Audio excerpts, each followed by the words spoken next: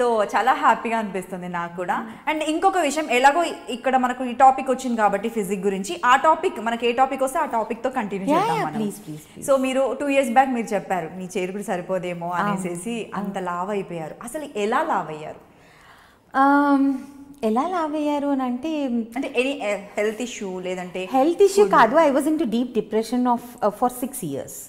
ఆ డిప్రెషన్లో నాకు ఏ రోజు తెలియలేదు నేను లావ్ ఎక్కిపోతున్నాను, తినేస్తున్నాను, ఏం పని చేయటం లేదు అన్నది. 6 years. May know the reason? అందరికీ తెలుసు, but because you're asking I tell. I had a miscarriage in the location. అది తీసుకోలేకపోయాను నేను, I can't take it.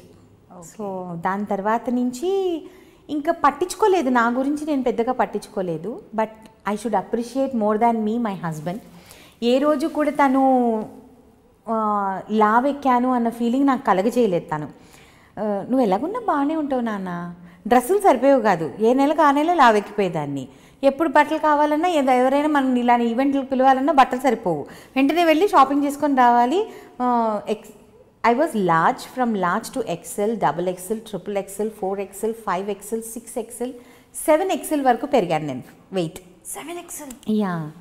So I was around 110 kilos of my weight when I realized I was heavy. అప్పటికి నేను నా wait 110, 112 కిలోస్కి వచ్చేసాను అనమాట నేను. So అప్పటి వరకు నాకు తెలియలేదు నేను వెయిట్ పెరిగాను అని చెప్పేసి. నీతోనే డాన్స్ షో చేసినప్పుడు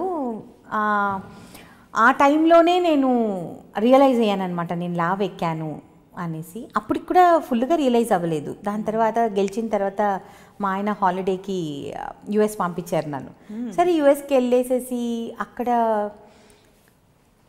అన్నీ కొనేసుకున్నా షాపింగ్ కంప్లీట్లీ. నా సైజుకి తగ్గ బట్టలు అక్కడ ఈజీగా దొరికిపోతాయి కదా యుఎస్లో. My size is like a normal size. So వెళ్ళిపోయి బోల్డ్ అంతా షాపింగ్ చేసేసుకొని వచ్చేసాం.